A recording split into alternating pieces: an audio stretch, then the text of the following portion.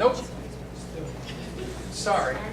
I practiced and it worked, and we put it on a different computer, and it should, from the beginning, you should start from the beginning, right? That right there should be from the beginning. Right? Right there. That's it, okay. What I'd like to do is to share with you some things I learned from Richard Rugen. I had the good fortune of teaching with him for about 35 years, and just about everything I learned from him. I learned a couple things from David Johnson. I threw his name in too. But, so first one, how do you spell Ramagupta? However you want. I didn't ask the question. The question should be, what is the correct spelling of Brahmagupta? And this talk is about using correct language, saying what we really mean instead of what we think we mean, because we confuse kids. For example, what is that? It's certainly not the Pythagorean theorem. The Pythagorean theorem has to do with right triangles. It has to do with legs and hypotheses of right triangles. Ask your kids, and they will tell you it's a squared plus b squared equals c squared. It's not. Find the inverse of 3/5, right? You know the answer is, of course, negative 3/5. There is no such thing as the inverse of 3/5. There's more than one inverse of 3/5. If we say the inverse, and then we start talking about that, kids are confused because we don't use the right language. You know this one, right? Negative x, of course. Well, I think it's the opposite of x, and you think it's negative x, then that would be negative I, right? Well, tell me what negative I is. Tell me what complex number is negative. I'd like to hear that conversation. Find a sub 15. What the heck is a sub 15? I haven't told you what a sub anything is.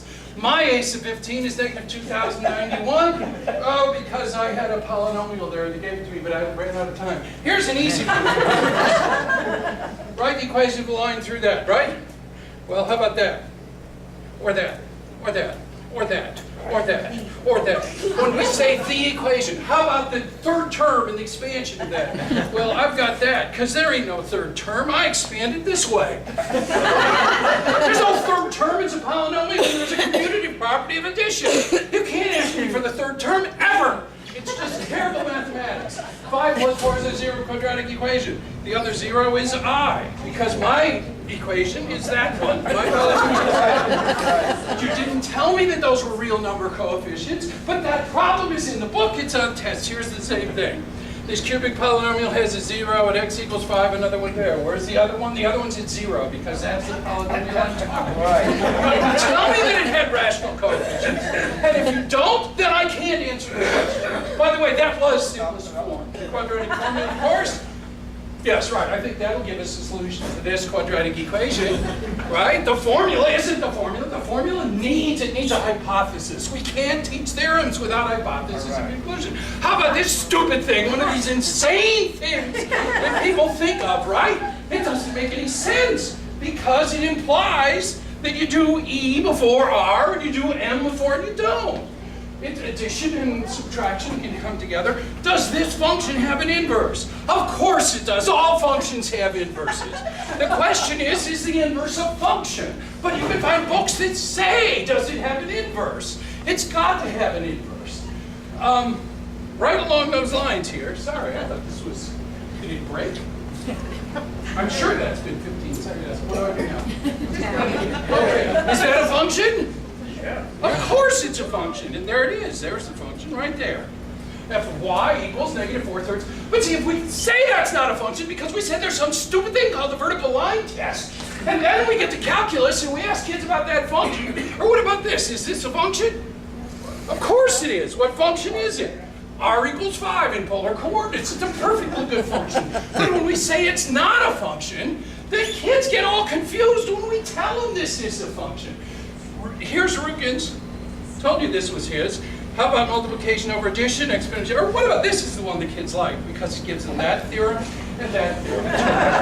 But part of the reason is because we don't teach them the distributive property. We just use that word. Show your work. That didn't work for me until I started saying show enough work so that I can reproduce your results. Because their work looks like garbage. I've got to be able to take what they do and make sense out of it where they don't get credit. Which parabola is fatter? Neither one. All parabolas are similar. And if we don't teach kids that, they're not going to understand parabolas. There's no such thing as a fat parabola. It's just a question of where the foci are. That's all. Put that in simplest form. You know what? I think that is simplest form. Where does that fit on the number line? 9 over root 80, right? A little bit bigger than 1. What about this one? A little bit bigger than 1, right? The point is, simplest form has to be given in context.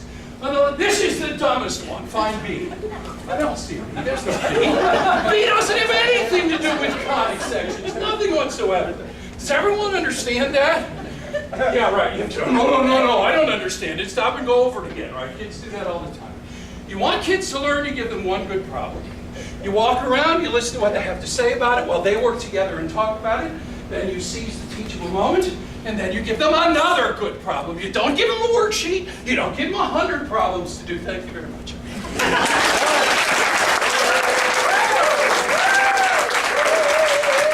thank you, Richard. Like, honestly, 16 of those came directly from Ruben.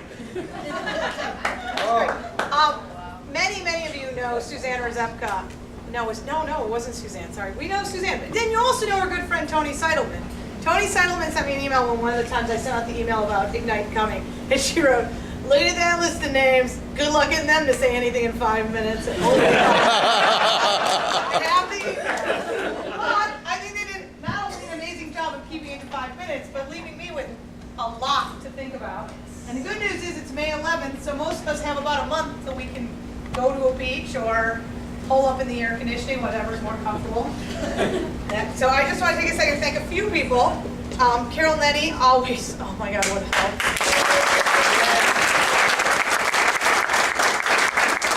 Thanks for running the technology. Wow, wouldn't have been able to pull this particular thing off without it, so thank you so much. Jenny Wexler and who else did? Isaac for doing the other. Thank you. Did I miss somebody? Yay, get those out there. How about Mary? Hello, Mary. And then, of course, the 9 people who somehow hit 9 Grand Slams. I don't know how that's possible. I want to